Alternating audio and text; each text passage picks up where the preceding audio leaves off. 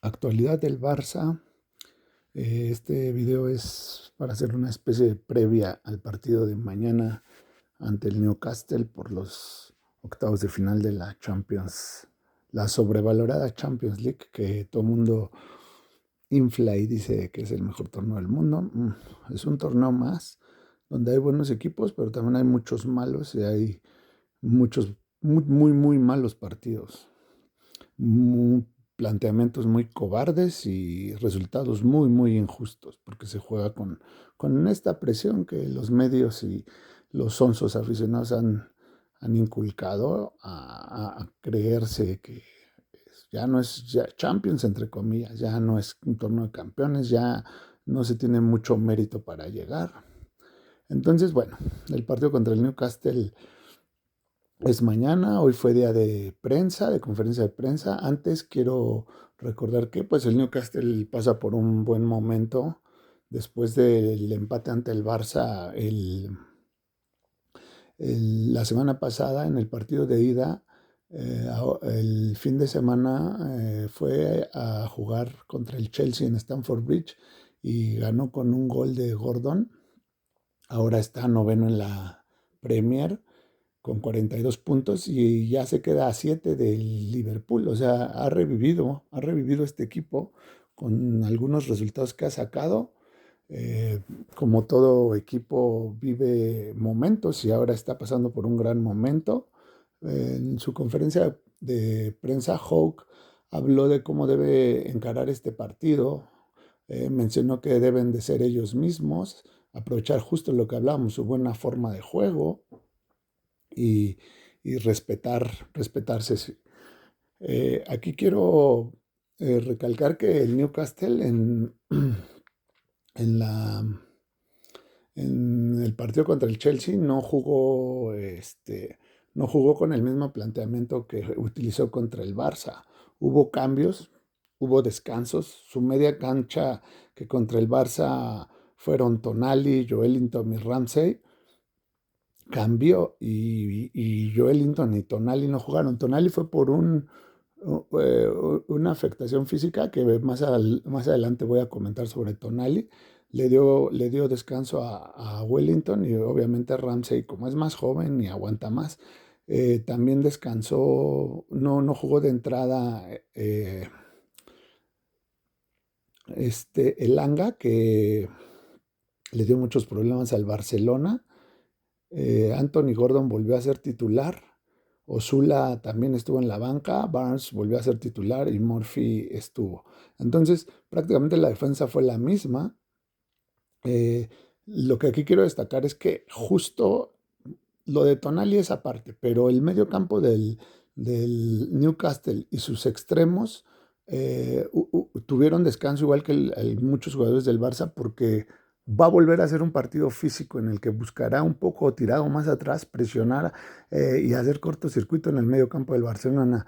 La verdad, sí, Hawk, si nos vamos a las palabras de Hawk y el Newcastle eh, dice que no va a ser cobarde y que no se van a suicidar, yo no le creo. Yo no creo que el Newcastle salga a jugar como jugó en su estadio. Yo creo que va a jugar como jugó contra el Chelsea. Y miren que contra el Chelsea mostró solidez defensiva, pero estuvo agazapado. Entonces, creo que aquí está la clave del partido. El Newcastle va a ser intenso en defensa, pero no va a ser una presión en medio campo alto como lo hizo contra el Barcelona en el partido de ida. Entonces, aquí van a estar las claves del partido. O sea, el Barcelona tiene que tener primero paciencia, tiene que tener aguante físico y paciencia, y tiene que buscar el hueco y las grietas en la defensa del Newcastle, que seguramente estará tirado atrás buscando la salida rápida, como lo hizo en su estadio. Entonces, Hawk habló de eso y bueno, como todo equipo, el Newcastle también está envuelto en estas tonterías y presiones mediáticas que surgen. Después del partido contra el Barça, el Newcastle va a jugar un partido que para ellos es muy importante, que es el derby contra el Sunderland. Es un partido muy riesgoso en las aficiones, vale la pena, es un derby muy tradicional y muy duro. Y en todo este ambiente, en estos días han salido eh, noticias sobre dos jugadores claves en Newcastle. El primero es Wolpermite, que se, se habla que ya está muy, muy desgastado, Wolmate, que ya se quiere regresar a Alemania. Su representante inclusive insinuó que se puede regresar al Stuttgart o inclusive al Bayern Múnich, que recuerden que el Newcastle le ganó la partida a, al Bayern por la contratación. Entonces, no ha tenido una buena temporada. Han optado por otros jugadores en esa posición. Y bueno, ese es el primer punto que, digamos, está en el entorno del Newcastle. Y el segundo, que es más importante, es sobre Sandro Tonali, por dos cuestiones. Una, no jugó el partido de no jugó el partido contra el Chelsea de Premier porque tiene un cuadro de una infección, un virus, que fue el mismo que tuvo Worldmate y, y que también le dio a Gordon. Entonces, pues, pues Hawk no supo contestar o no quiso contestar si va a estar para mañana listo, si está físicamente. Tenía que esperar lo que pasara en el día de hoy, la tarde, y cómo despertará mañana. Me imagino cómo se sentirá y de ahí depende si Tonali. Si Tonali no juega, va a ser una buena noticia para el Barça, porque Tonali es un eje, aunque recordemos que el Newcastle no utilizó a Tonali el último fin de semana y ganó. Y la otra noticia de Tonali es, bueno, estos rumores sobre... Tonali es un gran jugador que siempre ha tenido ofertas y por ahí salió la publicación de que el Trampas Real puede ofrecer 100 millones de euros. Bueno, más bien está interesado. Y por otro lado, alguien del entorno del Newcastle dijo que no se va a vender por menos de 100 millones. Entonces ya se empezó a manejar la, la, la nota de que son 100 millones de euros los que Tonali o el Trampas Real va a ofrecer. Esa es una, pero todo esto se acrecentó más porque el representante de Tonali dijo o sugirió que Tonali debería de buscar más proyección y sugirió que, él no sugirió al Trampas Real, sugirió al City o al Arsenal, que son equipos que compiten por la Premier y por mejores torneos y que, bueno, en el Newcastle no se gana mucho. Entonces esto encendió mucho los debates en la prensa inglesa, las preguntas, cuestionamientos y bueno, Howe como buen técnico para acallar todo esto, lo voy a citar y voy a leer su respuesta en la conferencia de prensa. Sandro Tonali es el jugador más importante de nuestro equipo y puedo ver lo entregado que está. Juega para este club, no para sí mismo. Olvídense de todo el revuelo que le rodea porque está totalmente comprometido a darlo todo por el Newcastle en cada partido. Yo creo que Howe tiene razón en todo. Tonali sigue siendo el Newcastle, no hay una apertura de mercado. Tonali está ante un partido espectacular y complicado, importante para todo el Newcastle y para él. Sea que se quede o que se vaya, este partido, por muchos motivos, es una gran proyección para él. Si el Newcastle da el campanazo y elimina al Barça, la Tonali subirá su ficha en todos los aspectos. Y se podría ir en verano y el Newcastle y todos ganarían. Y si se queda y no pretende irse, pues si da un gran partido, se reafirmará como lo que es el mejor jugador del Newcastle. Entonces, pues Eddie Howe lo dejó claro. Y ya para cerrar el tema de Newcastle, pues Eddie Howe le preguntaron si era el partido más importante de su carrera y lo dejó abierto diciendo que sí, que no le gustaba poner etiquetas, pero seguramente todos sabemos que es el partido más importante quizá en mucha historia del Newcastle de los últimos años, 20 años. A lo mejor la final de Copa que ganó, pero no sé. No sé si la repercusión mundial sea la misma. Y bueno, pasando al tema Barça, pues en conferencia de prensa le tocó eh, el tema, perdón, la conferencia le tocó responder a Cubar. Sí, bueno, ya sabemos que estos reporteros, entre comillas, hacen muchas preguntas que, bueno, yo digo, es que en lugar de preguntar cosas que realmente valgan la pena, preguntan estupideces y no se ve que tengan una buena escuela periodística. Yo creo que está muy en crisis el periodismo, igual que el fútbol y que muchos ámbitos. Y bueno, a Cubarsí le preguntaron acerca de la juventud del Barça, de que el promedio de edad del Barça era de 21 años, creo, y el del Newcastle de 28, que si la juventud. O sea, por un lado le cuestionan la juventud, pero por otro le dicen, con esta juventud el Barça ya ha jugado cuartos y semifinales, o sea, son preguntas que, bueno, realmente no tienen nada que ver con el partido de mañana, son prácticamente como las preguntas que hicieron sobre Tonali, y bueno. Cubarsí, pues como es creo que un joven y un muchacho muy centrado, muy maduro, contestó de la mejor manera posible. Le hicieron preguntas estúpidas como que por qué casi lo del festejo con Laporta en la votación y todo, y contestó muy bien, contestó con un sentido de barcelonismo y de socio muy bien, que está en su derecho de hacer lo que quiera como socio y así. Entonces, digo, la verdad es que si uno escucha las conferencias de prensa duran poco y de eso poco, más de la mitad son preguntas estúpidas e innecesarias.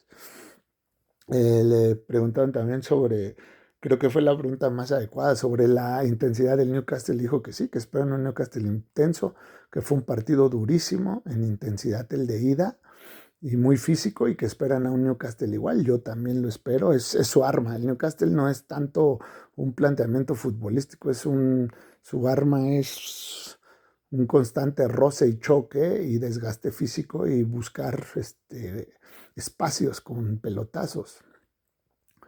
Si el Newcastle supiera jugar fútbol y supiera romper líneas, hubiera metido 3 y le hubiera goleado al Barça en el de ida. Y bueno, esas son las preguntas a Paul Cubarsí. Le preguntaron de Cancelo, contestó que está muy bien adaptado, que se ve que ya está recuperando su nivel y su ritmo, cosa que ya hemos hablado por aquí de eso. Luego vino la conferencia de Flick, que fue un poco más de lo mismo. Le preguntaron sobre su renovación. Y vino una pregunta estúpida que sí quiero resaltar de David Bernabeu, del diario Sport, que cada día es más chiringuito y menos sport. O sea, es un verdadero panfleto del antibarcelonismo por completo. Y antes ya le habían preguntado sobre su renovación y Flick contestó que no era el momento de hablar de eso. Muy bien contestado. Estábamos previo a un partido pues importante y mediático. Y pues las renovaciones se hablan cuando sea su momento, a final de temporada o un mes antes de que termine la temporada, no en un momento crucial. Pero el tipo Bernabeu, que siempre se las da de barcelonista y que no dudo que lo sea, pero sí siento que tiene una línea antidirectiva actual y antiproyecto actual, siguió insistiendo y le dijo que por qué, o sea, que por qué no se renueva ahorita, que si era por él, por la familia, o sea, siguió indagando y bueno, Flick volvió a contestar. En eso se perdieron 2 preguntas, en este tipo de cosas que no van al caso. También le preguntaron sobre la falta de gol de Ferran y Lewy, que si Olmo podría ser opción, esas son preguntas interesantes, más futbolísticas, que si Olmo podría ser una opción de falso nuevo, como ya se ha visto. Se rió y dijo que pues que era interesante. Obviamente Flick no va a develar todo su plan, ¿no? Es muy raro el entrenador que lo devela, o tu equipo debe de ser una máquina que ya todos saben cómo juega y que nadie la puede parar para decir, sí, vamos a repetir cuadro, vamos a hacer eso, o tienes que tener una muy buena racha y debes de confiar mucho para contestar. Otra pregunta tonta de que por qué no mira los penaltis. Son cosas curiosas, pero las resalto porque esta es la porquería que nos dan los medios actuales. Tienen a los protagonistas pueden sentarse a hablar con ellos de lo que nos interesa, que es el fútbol, y preguntan estupideces como, ¿por qué usted no ve los penales? Díganos por qué no ve los penales, es patético. Luego, la última pregunta de un idiota de jugones de la sexta, hablar otra vez sobre ¿qué le parece el Real Madrid y el City? O sea, ¿qué puede responder Flick? Debe de ser político, pero no puede responder. No, estoy seguro que Flick está pensando más en el partido de mañana que en el del Madrid y el City, pero le preguntan y le piden su opinión. Ni siquiera le preguntan futbolísticamente cómo ve al Real Madrid, por qué si el City tuvo tanta posesión, no tuvo... O sea, no hacen preguntas tácticas ni futbolísticas, hacen preguntas morbosas y estúpidas que buscan la nota. Bueno, Flick contestó con simpatía que, bueno, que no estaba presionado y que iba a verlo seguramente desde un sofá cómodamente y que, bueno.